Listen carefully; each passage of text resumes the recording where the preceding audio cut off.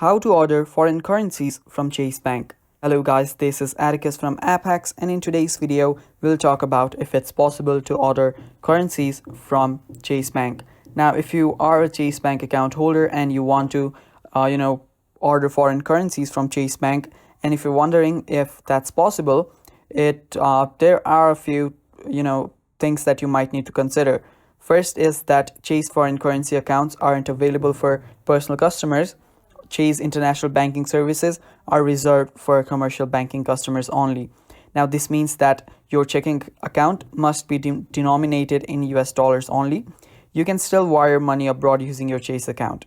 Now, if you want to get your foreign currency at Chase Bank, the first thing you might want to do is visit your local Chase Bank branch. Now, after you visit the branch, you can simply go to them and talk to them.